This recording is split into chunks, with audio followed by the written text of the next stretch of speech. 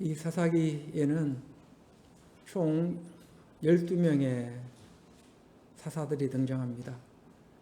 온니엘부터 그리고 마지막 12번째 사사 삼손에 이르기까지 12명의 사사가 등장하는데, 이 사사라는 의미는 꼭 재판만을 의미하는 것이 아니라 쉽게 말해서 하나님께서 세우신 지도자라고 생각하시면 됩니다. 그래서 하나님께서 세우신 지도자, 구원자를 사사라고 불렀습니다. 가장 이스라엘 역사에서 암울한 시기 중에 하나가 바로 사사시대입니다. 왜냐하면 하나님은 모세 선지자를 통해서 약속의 땅 가나안을 허락하셨고, 비록 모세는 들어가지 못했지만 그 바통을 여호수아가 이어받고 가나안 땅에 들어갑니다. 그런데 그 가나안 땅을 정복하는 과정을 한번 보시기 바랍니다. 난공불락의 성 여리고성이 어떻게 넘어졌습니까? 칼을 사용했습니까? 화살을 사용했습니까? 그들이 한 것은 아무것도 없습니다. 난공불락의 성 여리고성, 그 여리고성을 무너뜨릴 때 그들이 칼 한 번 휘두른 적이 없고 화살 하나 날린 적이 없습니다. 여호수아의 명령에 따라서 그냥 그 성을 하루에 한 바퀴씩, 또 마지막 날 7바퀴 돈 그 외에는 한 게 없습니다. 하나님의 말씀에 순종하게 될 때 그 성이 그냥 지진이 나서 건물이 무너지듯이 저절로 무너졌습니다. 자, 이것은 뭐로 의미합니까? 이스라엘 백성들에게 뭘 보여주는 겁니까? 이 전쟁은 너희들에게 속한 것이 아니라 하나님께 속해 있다는 겁니다. 너희들의 힘으로, 너희들의 능력으로 하는 것이 아니라 내 힘과 내 능력으로 하는 것이다라는 것을 하나님은 보여주신 겁니다. 그러면서 하나님은 이미 모세 선지자를 통해서 그 가나안 땅을 정복하기 전부터 거듭거듭 말씀하셨습니다. 너희 다섯이 백을 쫓을 것이고 너희 백이 만을 쫓을 것이다. 레위기에 있는 말씀입니다. 26장에 있는 말씀입니다. 너희 다섯이 백을 상대할 것이고 너희 백이 몇 명을 상대한다고요? 10,000명을 상대할 것이다. 허황된 이야기처럼 들립니다. 육신적으로 본다면 허황된, 너무나 가장된 그런 표현으로 우리에게는 비춰집니다. 육신적으로 바라볼 때. 자, 그러나 하나님의 말씀은 결코 과장됨이 없었다는 사실을 알아야 됩니다. 그 난공불락의 성 여리고성이 무너지면서 어떻게 됩니까? 이제 그 가나안 땅은 이스라엘 백성들의 손에 넘어옵니다. 그리고는 주변의 모든 이방 민족들이 누구를 두려워합니까? 이스라엘 백성들을 두려워합니다. 여호수아를 두려워합니다. 여호수아의 군대를 두려워합니다. 그래서 그들과 눈조차 마주치는 것을 두려워했습니다. 무서워했습니다. 우리가 길 가다가 얼굴이 아주 험상궂은 사람 보면 눈 맞춰요, 안 맞춰요? 눈 맞추고 싶은 마음이 있어요, 없어요? 요즘 참 묻지마 폭행도 있죠. 왜 쳐다봐 하면서 그냥 주먹이 날라올 수도 있기 때문에 험상궂은 사람하고 눈을 안 맞춰요. 근데 지나가는 아이들이 있으면 어떻습니까? 아이들과 눈을 맞추죠. 우리 하늘빛교 아이들 얼마나 눈이 맑습니까? 네? 그 아이들의 눈은 이렇게 아무리 쳐다보고 있어도 부담이 안 돼요. 저와 한 1분 동안 눈을 맞추실 수 있는 분이 있어요? 아마 없을걸요? 저도 못 맞춰요. 부담스러워서. 잠깐 맞춰다가 확 떨려버리죠. 그런데 아이들의 눈은 아무리 쳐다보고 있어도 부담이 안 됩니다. 왜 그럴까요? 그 영혼이 순수하기 때문입니다. 깨끗하기 때문입니다. 자, 최초 우리 인간의 모습이 바로 그런 모습입니다. 그런 아이의 눈빛처럼 해맑은, 정말로 거짓이 없고 악함이 없고 모든 것이 다 사랑으로 충만한 그런 눈빛이었습니다.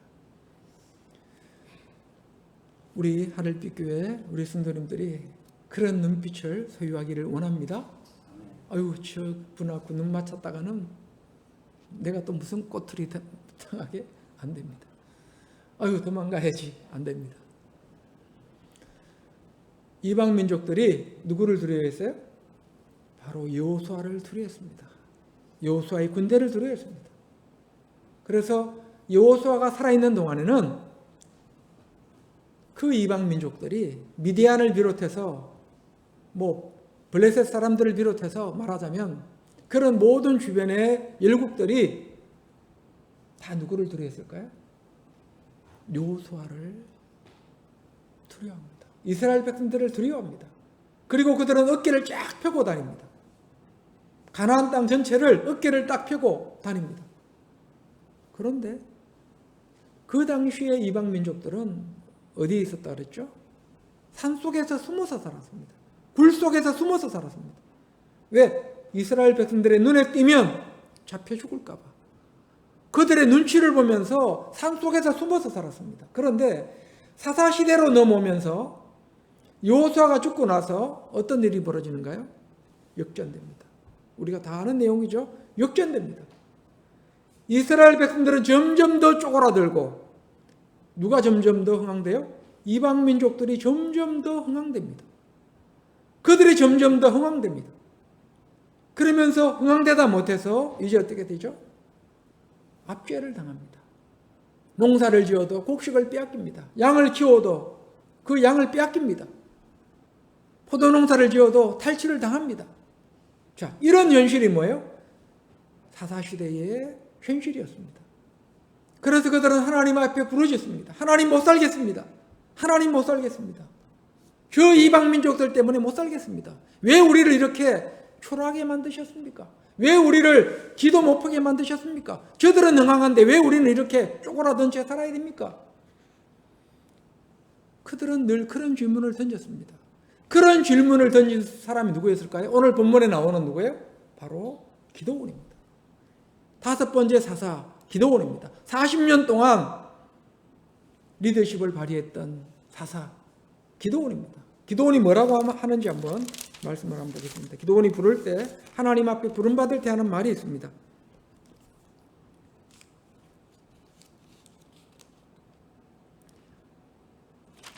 우리 사사기 6장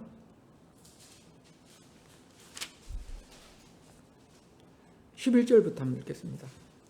11절부터 시작. 여호와의 사자가 아비에셀 사람 요아스에게 속한 오브라에 이르러 상수리 나무 아래에 앉으니라. 마침 요아스의 아들 기드온이 미디안 사람에게 알리지 아니하리 하여 밀을 포도주 틀에서 타작하더니, 자, 여기 보면 이미 어떤 상황 가운데 있는지 나오죠. 미디안 사람에게 알리지 아니하려 하여 밀을 포도주 틀에서 타작하고 있습니다. 몰래 숨어서 양식을 빼앗기지 않기 위해서 타작을 하고 있습니다. 자, 그런데 그때 누가 나타납니까? 하나님의 사자가 나타납니다. 12절. 여호와의 사자가 기드온에게 나타나 이르되 큰 용사여 여호와께서 너와 함께 계시도다 하며, 기드온이 그에게 대답하되 오 나의 주여 여호와께서 우리와 함께 계시면 어찌하여 이 모든 일이 우리에게 일어났나이까? 또 우리 조상들이 일찍이 우리에게 이르기를 여호와께서 우리를 애굽에서 올라오게 하신 것이 아니냐 한 그 모든 이적이 어디 있나이까? 이제 여호와께서 우리를 버리사 미디안의 손에 우리를 넘겨주셨나이다 하니. 자, 지금 뭐라고 이야기합니까? 큰 용사여 여호와께서 너와 함께 하시도다, 함께하고 있다라고 말합니다. 큰 용사다라고 말합니다. 누구에게? 기드온에게. 그러자 기드온이 반박합니다.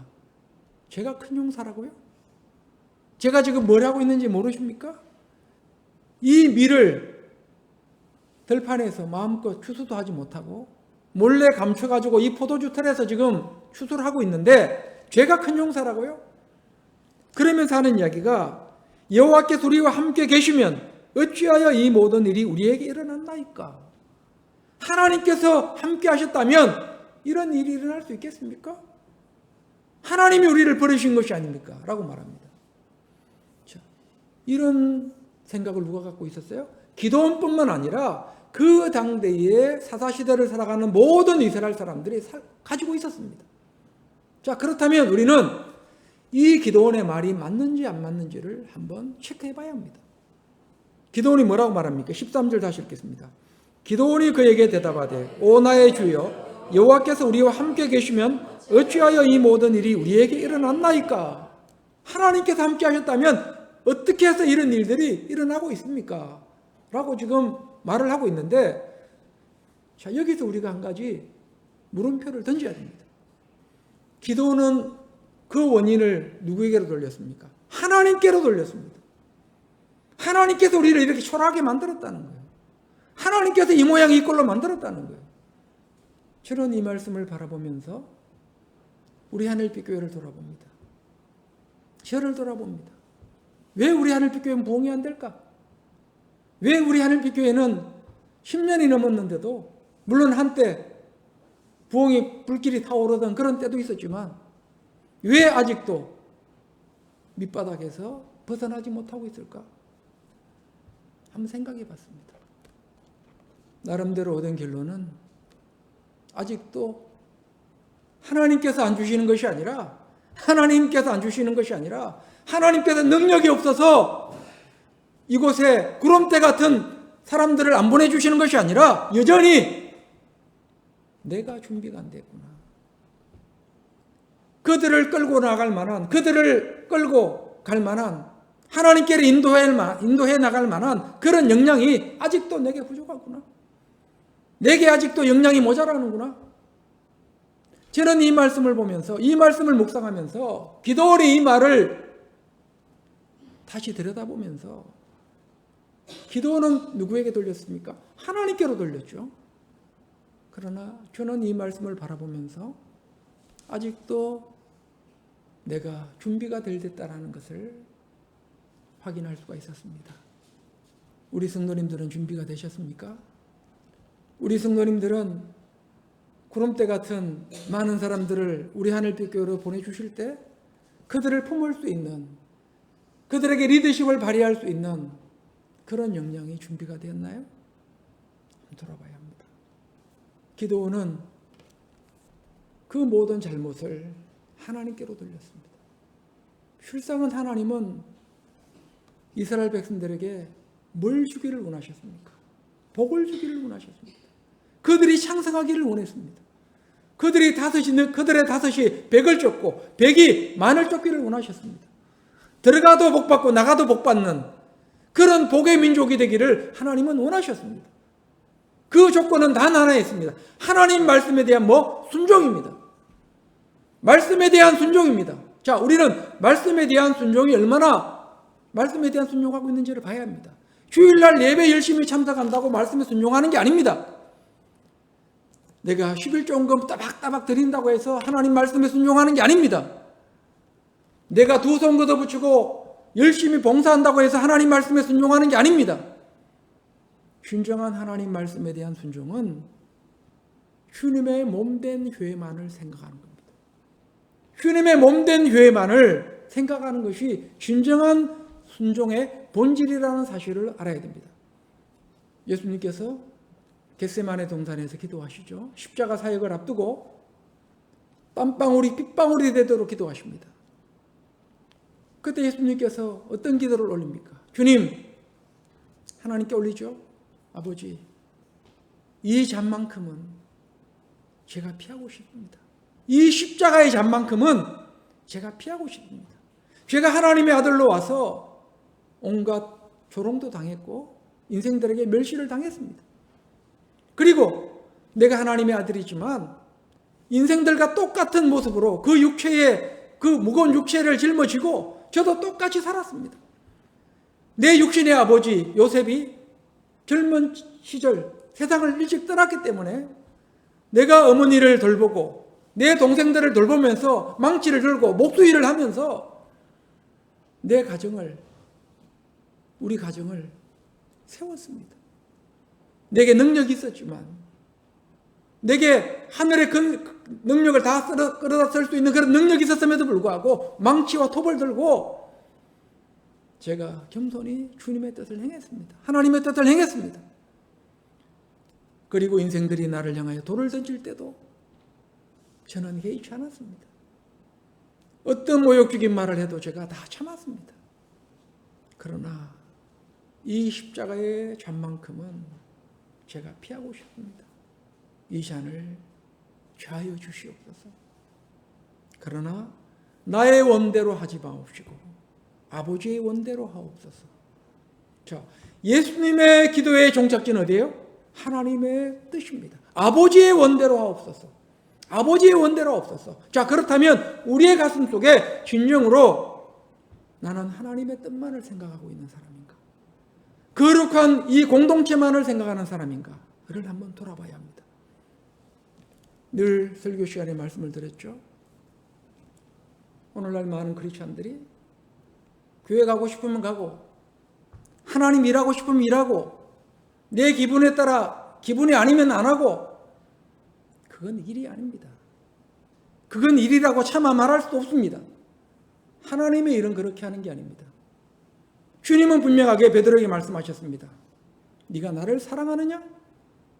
3번 거듭 물으셨죠. 네, 제가 주님을 사랑하는지를 주님께서 하십니다. 내 양을 먹이라, 내 양을 치라, 내 양을 먹이라. 주님 말씀합니다. 네가 젊었을 때는 스스로 원하는 곳으로 띠뛰고 다녔거니와 늙어서는 내 팔을 벌리리니 남이 내게 띠뛰우고 원하지 않은 곳으로 데려가리라. 젊었을 때 네 마음대로 했지. 네가 하고 싶은 일 다 했지. 네 스타일대로 살았지. 네 고집대로 살았지. 네가 하고 싶은 말 다 했지. 속에 있는 발 붓기 일어날 때 그냥 한 번 그냥 쏟아부었지. 네 하고 싶은 대로 다 했지. 네 성격대로 다 했지. 그러나 네가 정말로 나를 사랑한다면 네가 원하지 않는 곳, 네가 가고 싶지 않은 길로 가는 것이 정말로 내가 사랑하는, 나를 사랑하는 그 길이라는 사실을 네가 알아야 된다라고 주님은 사역자가 가야 될 길이 어떤 길인지를 분명하게 베드로에게 알려주셨습니다. 우리는 하나님의 일꾼이 되었음에도 불구하고 하나님의 사역자가 되었음에도 불구하고 여전히 젊었을 때 예수님을 만나기 전에 그 베드로의 모습으로 내가 원하는 곳으로 다니지는 않는지를 우리는 한번 들여다봐야 합니다. 우리 하늘빛 교회는 때가 되게 될 때 제가 먼저 준비가 되고 우리 성도님들이 정말로 한마음 한뜻 정말로 초대교회 공동체가 한마음 한뜻이 되었던 것처럼 그들은 문화도 다르고 먹는 음식도 달랐고 살아온 환경도 달랐습니다. 언어도 달랐습니다. 그런데도 불구하고 그들은 한마음 한뜻이 되었습니다. 한마음 한뜻이 되게 될 때 초대교회에 봉이 일어났던 것처럼 우리 하늘빛 교회 역시 그 날이 되기만 하면 그것만 이룬다면 반드시 저는 성령의 역사가 일어나리라 확신합니다. 중요한 것은 지금 자리가 많이 비었느냐 안 비었느냐 이게 중요한 게 아닙니다. 오늘 예배에 몇 명 참석했느냐 이게 중요한 게 아닙니다. 오늘 누가 빠졌느냐 이게 중요한 게 아닙니다. 중요한 건 뭐예요? 내가 하나님 앞에 결단이 돼 있고 내가 하나님 앞에 진정한 헌신을 드릴 만한 준비가 됐는가를 우리는 한번 들여다봐야 합니다. 이 기도는 하나님께 책임 있는 줄 알았습니다. 하나님께서 이 모양이 이꼴로 우리 만드셨잖아요. 제가 큰 용사라고요? 제가 밀을 이 포도주 틀에서 찾아가고 있는 거 못 보십니까? 이런 기도원에게 하나님은 미션을 주십니다. 내가 너와 함께 할 것이니까 너의 손으로 저 미디안의 손에서 이스라엘 백성들을 구원하라고 하는 그런 미션이 주어집니다. 그리고는 하나님께서 미디안에게 함께 싸울 수 있는 사람을 붙여주시죠. 몇 명이었습니까? 32,000명입니다. 처음에 32,000명을 붙여주셨어요. 32,000명이 몰려왔습니다. 기도원이 나를 따르라 했을 때 32,000명이 몰려왔습니다. 그런데 하나님 말씀합니다. 너무 많다. 너무 많다. 다 돌아갔습니다. 돌아가게 하죠. 두려워 떠는 자 돌아가라. 이런저런 일로 걱정이 되는 자, 집안일이 걱정되는 자 돌아가라. 다 돌려보냅니다. 그리고 남은 사람이 10,000명입니다. 하나님 말씀합니다. 10,000명도 많다. 그리고는 그 10,000명을 물가로 끌고 가서 테스트합니다. 어떻게 물을 마시느냐. 물 먹는 방법으로 테스트하는데 그 방법에 의해서 채택된 사람이 뭐예요? 300명이었습니다. 우리가 잘 알고 있는 기도원의 300용사라 그러죠. 300명입니다. 그리고 그 300명에게 들려준 무기는 뭐예요? 칼이 있었습니까? 칼 한 자루가 없습니다. 적군과 싸우러 가는데 칼 한 자루를 하나님께서 주지 않았습니다. 딸랑 주신 게 나팔, 그리고 횃불, 그리고 횃불을 감출 수 있는 항아리, 불을 좀 이렇게 항아리 속에다 넣어서 감출 수 있는 항아리, 기껏해야 나팔과 횃불과 항아리만 주면서 미디안과 싸우러 가요. 그 당시에 미디안이 얼마나 많은지를 한번 보겠습니다. 우리 7장 12절 보겠습니다. 미디안 사람들 그리고 아말렉 사람들이 얼마나 많았는지를 한번 들여다보겠습니다. 7장 12절부터 자 12절만 다 같이 읽겠습니다. 시작. 미디안과 아말렉과 동방의 모든 사람들이 골짜기에 누웠는데 메뚜기의 많은 수와 같고 그들의 낙타의 수가 많아 해변의 모래가 많음 같은지라. 자 지금 미디안 사람들이 아말렉 사람들이 동방 사람들이 어떻게 됐다고요? 메뚜기의 많은 수와 같고 그 다음에 낙타의 수가 많아 해변의 모래알처럼 많다라고 지금 되어 있습니다. 그러면 얼마나 많은 군사가 미디안이 상대해야 될 군사가 얼마나 많다는 겁니까? 그런데 하나님은 달랑 몇 명을 택하셨다고요? 300명을 택했습니다. 그리고 그 300명에게조차 변변 제대로 된 무기 하나 손에 들려주지 않았습니다. 그런데도 어떻게 했어요? 이 전쟁에서 승리합니다. 이 전쟁에서 대성을 거둡니다. 놀랍지 않습니까? 자, 전쟁은 누구에게 속한 거예요? 하나님께 속해 있습니다. 자, 그래서 우리는 이 부분을 보면서 우리 하늘빛 교회가 부흥이 안 된다? 이걸 우리는 걱정할 게 아닙니다. 이걸 걱정할 것이 아니라 내가 하나님 앞에 지금 준비가 되어 있느냐? 예수님의 그 심장이 있느냐? 바나바와 같은 위로의 아들이 될 수 있는 그런 마인드를 가지고 있느냐? 다비다처럼 많은 사람들을 긍휼히 여기고 불쌍히 여기고 예수님의 그 심장으로 사람들을 섬길 수 있는 그 마음이 준비되어 있느냐? 이게 중요한 겁니다. 이것만 준비되어 있다면 베드로가 하루에 오순절날 3,000명씩 한 편의 설교에 3,000명을 전도했듯이 하나님의 역사는 다음 주라도 하나님은 이곳에 3,000명 아니라 3만 명도 보내실 수 있는 그런 능력을 가지신 분이라는 사실을 우리가 알아야 됩니다. 중요한 것은 뭐예요? 나한테 있습니다. 여기 서 있는 전상우 목사한테 문제가 있는 겁니다. 우리 성도님들에게 문제가 있는지 없는지를 우리는 살펴야 됩니다. 서로가 살펴야 됩니다.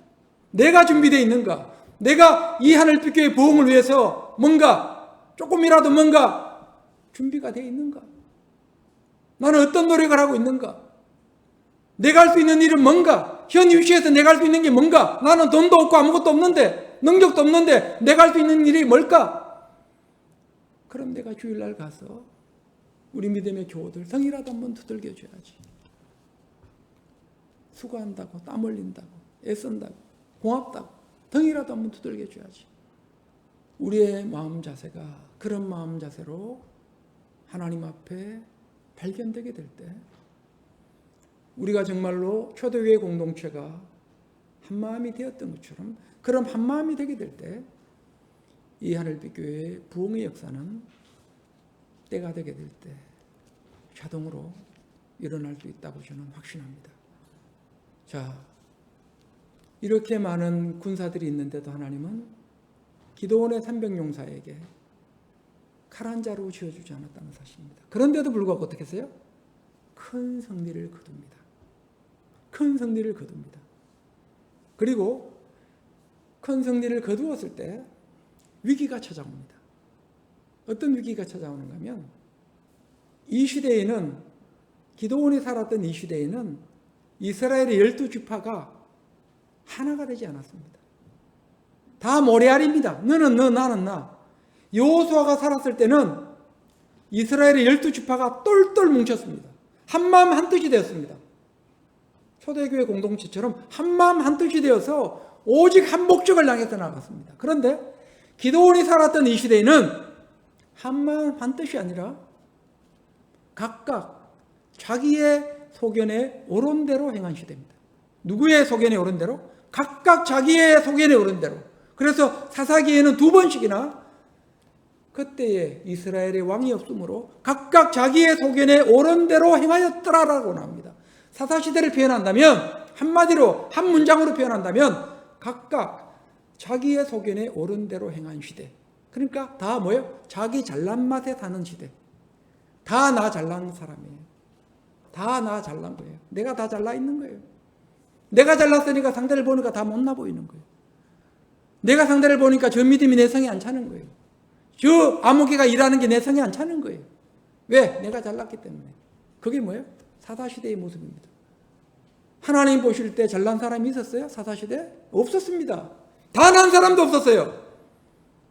누구마저도, 기도원마저도 잘난 사람이 하나도 없습니다. 하나님께서 기도원을 들어서 쓰셨을 뿐이지 잘난 사람이 하나도 없었어요. 그런데 다 잘난 맛에 살았어요. 다 자기가 잘났다고. 그런 시대에 어떻게 지파 간의 연합이 될 수 있습니까? 어떻게 그런 시대에 가족 간의 하나가 될 수 있고 친척들 간의 하나가 될 수 있고 지파가 하나 될 수 있습니까? 타 지파, 그 한 지파 안에서도 하나가 안 되는데 타 지파와 하나가 될 수 있습니까? 될 수가 없습니다. 이런 암울한 시대에 큰 승리를 거두고 있었을 때 막판에 전쟁에 참여한 사람이 있었습니다. 기드온의 산병용사 외에 막판에 전쟁에 참여한 사람이 있었는데 바로 에브라임 사람들입니다. 우리 한번 그 부분을 보겠습니다. 우리 7장 24절부터 읽겠습니다. 7장 24절부터 다 같이 시작. 기드온이 사자들을 보내서 에브라임 온 산지로 두루 다니게 하여 이르기를 내려와서 미디안을 치고 그들을 앞질러 벳바라와 요단강에 이르는 수로를 점령하라매 이에 에브라임 사람들이 다 모여 벳바라와 요단강에 이르는 수로를 점령하고 또 미디안의 두 방백 오렙과 세입을 사로잡아 오렙은 오렙 바위 위에서 죽이고 세입은 세입 포도주 틀에서 죽이고 미디안을 추격하였고 오렙과 세입의 머리를 요단강 건너편에서 기드온에게 가져왔더라. 자, 막판에 누가 참전했어요? 에브라임 지파 사람들이 전쟁에 참여했습니다. 그런데 8절에 이제 문제가 발생됩니다. 8절 시작. 에브라임 사람들이 기드온에게 이르되 내가 미디안과 싸우러 갈 때에 우리를 부르지 아니하였으니 우리를 이같이 대접하면 어찌 됨이냐 하고 그와 크게 다투는지라. 자, 지금 에브라임 사람들이 태클을 겁니다. 왜 처음부터 우리를 이 전쟁에 초청하지 않았느냐? 너 혼자 이 공 세워가지고 네 혼자 그 공 다 차지하려고 그런 거지? 임진왜란 때 이순신 장군이 한산대첩을 비롯해서 많은 해전에서 승리를 거두죠. 그때 이순신 장군이 정말로 전무후무하답니다. 해전의 역사에, 전 세계 역사에 있어서, 이 전쟁의 역사에 있어서 참으로 미스테리하다. 이길 수 없는 전쟁을 이겼다는 거예요. 저는 이마저도 하나님의 은혜라고 봅니다. 우리 민족을 사랑하는 하나님의 은혜. 한 사람을 통해서 이 나라를 구원하고자 하는 하나님의 은혜. 그런데 이순신 장군이 정말로 잘해서 그런 부분도 있지만 이 일본 군대는 하나가 안 됐다. 뭐가 안 돼요? 하나가 안 됐다는 겁니다. 자, 예를 든다면 140척과 140척이 이 140척과 예를 들어서 60척과 싸우는 게 승산이 있을까요? 아니면 70척과 58척인지 68척과 싸우는 게 승산이 있을까요? 말할 것도 없죠. 그때 이순신 장군이 끌었던 그 배들이 정확한 숫자는 모르겠습니다만 약 58척 정도 되는 것 같아요. 58척 대 70척과 싸웠답니다.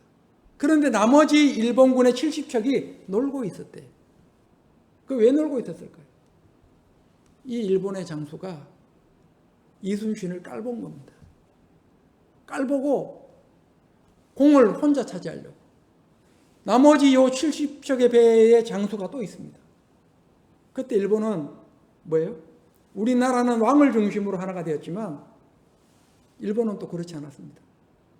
마치 영주가 유럽의 사회 영주가 대장이었던 것처럼 어떻게 보면 그런 사회였습니다. 그러다 보니까 그 공을 나누고 싶지 않아서 70여 척의 배가 있지만 뒤로 하고 놀게 만들고 혼자 나와서 와키자카라고 하는 그 장수가 싸우다가 결국 패합니다.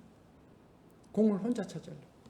자, 지금 그런 말을 한 사람이 누구예요? 기도원에게 너 혼자 공 차지하려고, 너 공을 네 혼자 차지하려고 지금 우리 안 부른 거지?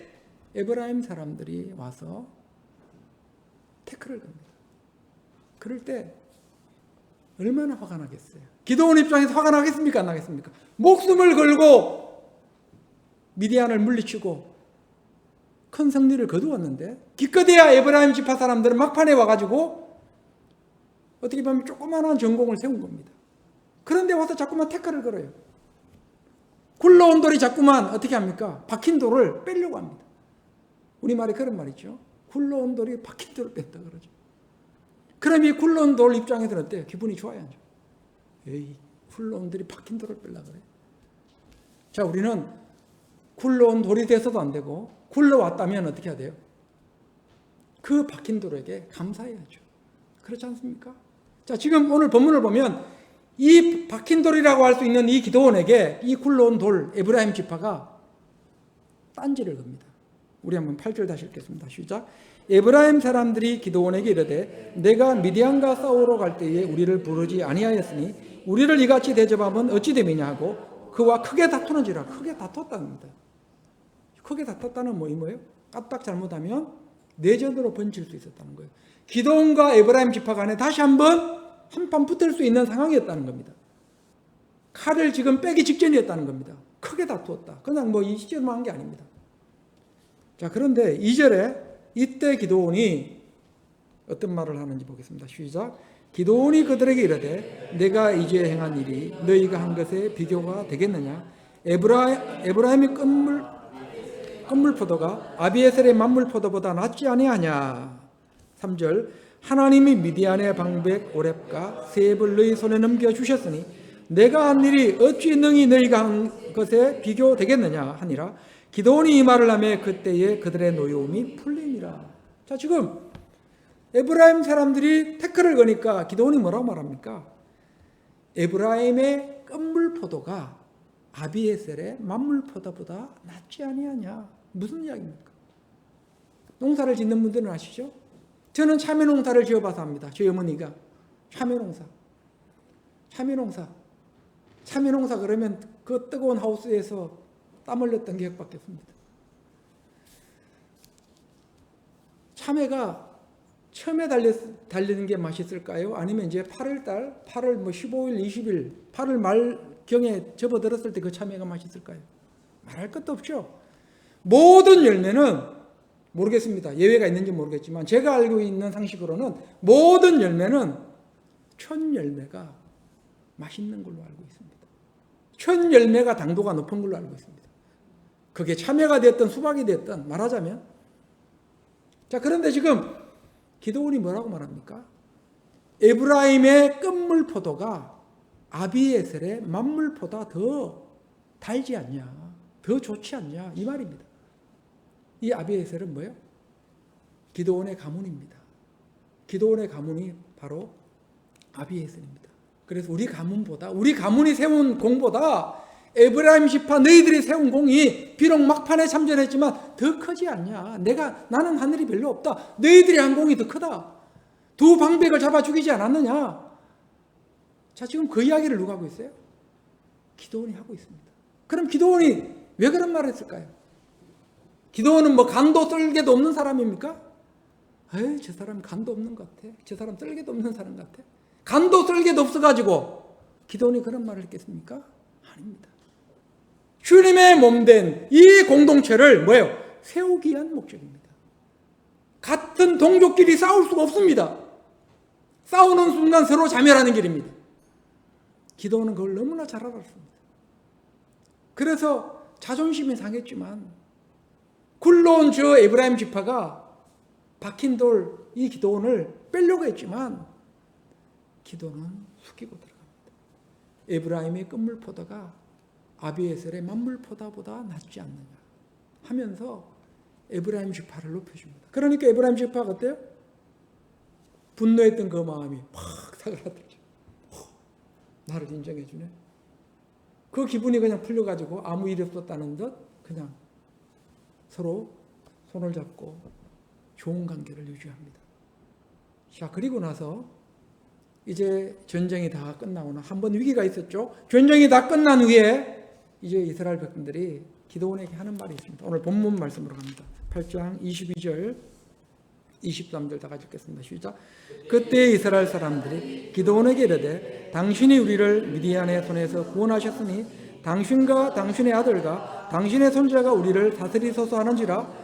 기드온이 그들에게 이르되 내가 너희를 다스리지 아니하겠고 나의 아들도 너희를 다스리지 아니할 것이요 여호와께서 너희를 다스리시리라 하니라. 자, 지금 기드온에게 뭐가 달라고 뭐가 되달라고 말합니까? 말하자면 왕과 같은 그런 역할을 해달라고 요청하죠. 그러자 기드온이 사양합니다. 싫다는 겁니다. 내 자식들도 내 손자들도 절대 그런 자리에 올라가지 않겠다. 하나님께서 이 이스라엘을 다스릴 것이다. 나는 그런 자격이 없다. 다만 하나님께서 나를 쓰신 그릇에 불과하지 나는 아무것도 아니다라고 말하면서 스스로를 어떻게 합니까? 낮춥니다. 자, 이것이 뭐예요? 기드온의 리더십입니다. 반면에 자, 오늘 말씀의 주제가 뭐예요?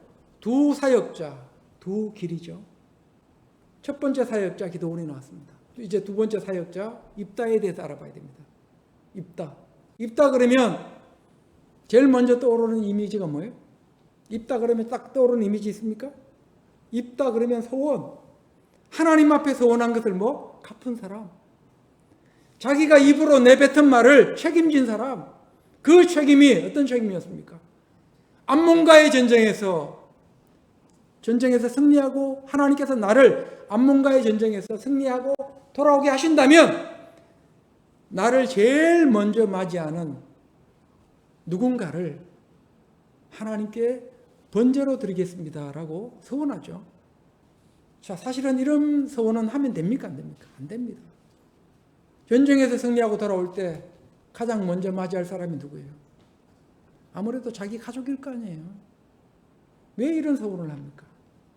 그런데 어떻게 보면 이 입다는 좀 신중하지 못했습니다. 성격이 그냥 신중한 성격이 아니에요. 일단 어떻게 해요? 내뱉고 보는 성격이에요. 일단 막 서운하고 보는 성격입니다. 그러다가 어떻게 해요? 정말로 전쟁에서 승리하고 돌아왔는데 자기의 딸이 아빠를 환영하러 나왔습니다. 옷을 곱게 차려입고 춤을 추면서 소고를 치면서 나옵니다. 그런데 하나님 앞에 한 서원이 있었죠. 하나님 앞에 뭘 드리겠다고요? 번제로 드리겠다. 번제단 위에 양을 바치더 소를 바치더 드리겠다라고 서원한 겁니다. 결국 어떻게 됐어요? 입다는 그 서원을 하나님 앞에 갚습니다. 그래서 우리가 서원 그러면 입다. 서원한 사람의 본받아야 될 롤모델이 바로 입다로 소개되고 있는데, 자, 오늘 본문에 보면 입다가 이렇게 큰 어떻게 믿음의 사람이었음에도 불구하고 입다는 기드온과는 전혀 다른 그런 사역자였다는 사실을 우리가 오늘 본문을 통해서 들여다보기를 원합니다. 한번 우리의 사사기 11장 본문으로 가보겠습니다. 자, 이 입다는 서자 출신이죠. 본처 출생이 아닙니다. 그래서 무시를 당했습니다. 무시를 당해서 그 집에서 이제 쫓겨나게 됩니다. 그 장면이 11장 1절부터 내용이 전개되고 있습니다. 다 같이 읽겠습니다.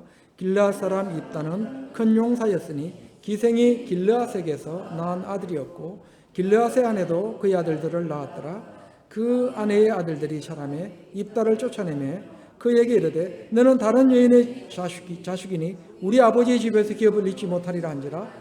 이에 입다가 그의 형제들을 피하여 돕당에 거주하며 잡류가 그에게로 모여와서 그와 함께 출입하였더라. 자, 그런데 이제 문제가 생깁니다. 이렇게 해서 쫓겨난 입다가 서자 출신이라고 하는 그 이유로 위기가 생기죠. 위기가 찾아옵니다. 4절 얼마 후에 암몬 자손이 이스라엘을 치려하니라. 자, 그래서 이스라엘 치려하려고 하는데 이스라엘 치려고 하는 이 암몬과 싸울 만한 사람이 없습니다. 길르앗 사람들 중에 나서는 사람이 없습니다. 다 뒤로 숨습니다. 마치 골리앗 앞에 아무도 나서지 못했던 것처럼 다 지금 이 암몬 사람들에게 다 꽁무니를 빼고 있습니다. 그때 떠오른 사람이 누구예요? 입다였습니다. 그러니까 지금 누가 아쉬워요? 자신들이 쫓아냈던 그 입다가 지금 아쉬운 겁니다. 그래서 입다를 찾아갑니다. 우리 5절부터 읽겠습니다. 시작. 암몬 자손이 이스라엘을 추대할 때에 길르앗 장로들이 입다를 데려오려고 돕당에 가서 입다에게 이르되 우리가 암몬 자손과 싸우리하니 당신은 와서 우리의 장관이 되라 하니. 자, 입다가 장관이 되고 싶겠어요? 안 되죠. 기분 나빠서도 안 갑니다. 자, 그럴 때 입다가 하는 말이 있습니다. 7절 시작. 입다가 길르앗 장로들에게 이르되 너희가 전에 나를 미워하여 내 아버지 집에서 쫓아내지 아니하였느냐? 이제 너희가 환난을 당하였다고 어찌하여 내게 왔느냐 하니라. 그러므로 길르앗 장로들이 입다에게 이르되 이제 우리가 당신을 찾아온 것은 우리와 함께 가서 암몬 자손과 싸우려 하려 함이니 그리하면 당신이 우리 길르앗 모든 주민의 머리가 되리라 하며. 자, 지금 입다에게 뭘 제시합니까? 안 간다고 하니까, 기분 나빠서 안 간다고 하니까, 자존심 상해서 안 간다고 하니까 뭘 제시합니까? 당근을 제시하죠. 그 당근이 뭐예요? 우리의 머리가 될 것이다. 우리의 왕이 될 것이다. 그 말이 어떻게 해요? 입다가 그 자존심이고 뭐고 다 내려놓고 어떻게 합니까? 길르앗 사람들의 요청에 응합니다. 자, 그러자 입다가 확인을 하죠. 다시 한번 우리 9절 시작. 입다가 길르앗 장로들에게 이르되 너희가 나를 데리고 고향으로 돌아가서 암몬 자손과 싸우게 할 때에 만일 여호와께서 그들을 내게 넘겨주시면 내가 과연 너희의 머리가 되겠느냐 하니. 정말로 내가 너희들의 머리가 될 수 있느냐? 자, 여기서 뭐예요? 입다는 뭐예요?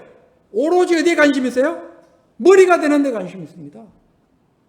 길르앗 주민들이 고통받는 그곳에 관심이 있는 것이 아니라 그들이 암몬 족속들에게 침략을 당해서 그들이 죽어가는 것, 거기에 관심이 있는 것이 아니라 뭐예요? 이 상황을 이용해서 내가 정치적인 이 상황을 이용해서 내가 길르앗 사람들의 머리가 되겠다는 것. 목적이 뭐예요? 머리가 되겠다는 것. 머리가. 자, 지금 기도원과 한번 비교해 보시기 바랍니다. 똑같은 하나님 앞에 쓰임받은 사역자였지만 두 사역자가 다릅니다. 기도원은 뭐예요? 큰 승리를 거둔 후에도 당신과 당신의 자식과 당신의 손자들이 우리를 다스리라 했을 때 누가 다스릴 것이다? 하나님께서 다스릴 것이다 라고 말합니다. 그리고 기도원은 전쟁에 참여했던 목적이 뭐예요? 거룩한 공동체를 위해서 그는 자신을 내놓았습니다. 그러나 지금 입다는 뭐예요? 목적이 그게 아닙니다. 자, 우리가 하나님의 일을 하더라도 어떤 사역자가 있다는 걸 알아야 돼요. 정말로 순수한 마음으로 순수한 의대로 오직 하나님의 영광을 위해서 두 팔을 걷어붙이는 그런 사역자가 있는가 하면 자기 열난 맛에 자기의 의를 드러내려고 누구처럼 바리새인들처럼 그런 사역자도 있다는 사실을 우리가 알아야 됩니다. 우리는 절대로 이런 사역자가 돼서는 되지 않습니다. 그 사역자는 하나님 앞에 가서 받을 상이 없습니다. 제 이야기가 아닙니다. 왜? 이미 다 받았습니다.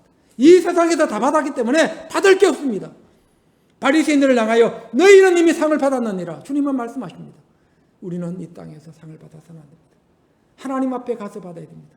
비록 내가 한 것이 지극히 작다 할지라도 지극히 작은 그 하나 가지고도 하나님 앞에 가서 상을 받을 수 있는 일꾼이 되어야 됩니다. 자, 지금 입다는 머리에 관심이 있습니다. 10절 다시 읽겠습니다. 시작. 길르앗 장로들이 입다에게 이르되 여호와는 우리의 사이의 증인이시니 당신의 말대로 우리가 그렇게 하리이다 하니라. 이에 입다가 길르앗 장로들과 함께 가니 백성이 그를 자기들의 머리와 장관을 삼은지라. 입다가 미스바에서 자기의 말을 다 여호와 앞에 아뢰니라. 자, 실제로 어떻게 됐어요? 11절에 나오죠. 백성이 그를 자기들의 머리와 장관을 삼았다. 그러니까 지금 감투 쓴 것맛에 감투 쓰고 있는 그 맛에 지금 있다는 하나님 일을 하는 겁니다. 내가 뭘 쓰고 있지 지금? 머리가 된 그 감투를 하나 턱 뒤집어 쓰고 왕이 아닌 그런 왕의 모습으로 그 감투 하나 뒤집어 씌워주니까 신이 나가지고 암몬과의 전쟁을 수행합니다. 이건 하나님의 일이 아닙니다. 이거는 하나님의 일이라고 할 수 없습니다. 하나님이 입다 같은 사람이 없어서 입다를 택했습니까? 하나님이 암몬 족속과 싸울 사람이 없어서 입다를 찾아갔습니까? 아닙니다. 하나님은 돌들로도 아브라함의 씨앗을 만드시는 겁니다. 예루살렘 성을 입성하실 때 많은 사람들이 앞에서 뒤에서 소리 지릅니다. 호산나 다윗의 자손이여 주의 이름으로 오시는 이여. 그럴 때 그걸 눈깔 사납게 봤던 가재미 눈을 뜨고 이렇게 뜨고 사람들이 있었죠. 그들이 뭐라고 말합니까? 예수여 저들의 입 좀 잠잠해 있으면 저들이 입을 좀 놀리지 못하게 좀 입 좀 닫게 해줄 수 없겠느냐. 우리가 참아 들을 수 없다. 호산나 다윗의 자손이라니 주의 이름으로 오시는 이라니 차마 그 말을 듣기가 민망하다. 그러니까 저들의 입을 좀 깍 봉해달라. 그러자 예수님께서 하신 말씀이 뭐예요? 저들이 소리 지르지 않으면 이 땅바닥에 굴러다니는 박힌 돌들이 소리 지를 것이다. 하나님은 돌들로도 아브라함의 씨앗을 만드시는 능력이 있다는 사실을 알아야 됩니다. 입다가 있었기 때문에 암몬과의 전쟁에서 승리한 것이 아니라 하나님은 이 입다가 없어도 누구를 통해서든지 어린아이를 통해서든지 하나님은 일하실 수 있는 분이라는 사실을 알아야 됩니다. 이 하늘빛교회 전상호 목사가 없으면 안 될 것 같습니까? 천만의 말씀. 전상호 목사 없이도 이 하늘빛교회는 잘 하나님께서 끌어가실 겁니다. 우리 성도님 중에 아무개가 없으면 우리 하늘빛교회가 문을 닫을 것 같습니까? 천만에 그렇지 않습니다. 하나님은 돌들로도 아브라함의 씨앗을 만드시는 능력이 있기 때문입니다. 우리는 그것을 믿어야 됩니다. 자, 이렇게 목적이 다르다 보니까 목적이 다른 사람은 반드시 나중에 문제가 됩니다. 주님의 몸된 교회를 생각한 그 기도원과 입다가 어떤 차이가 있는가 하면 기도원은 오직 주님의 몸된 공동체를 생각했죠. 그런데 입다는 어디에 관심이 있었어요? 감투에 관심이 있었어요. 머리가 되는데 관심이 있었어요. 그런데 전쟁에서 돌아왔을 때 암몬과의 전쟁에서 정말로 대성을 거둡니다. 승리를 하고 돌아왔을 때 또 기도원 때 에브라임 사람들이 태클을 걸었던 것처럼 기도원에게 찾아와서 또 태클을 거는 장면이 본문에 나옵니다. 우리 12장 읽겠습니다. 1절부터 다 같이 읽겠습니다. 시작.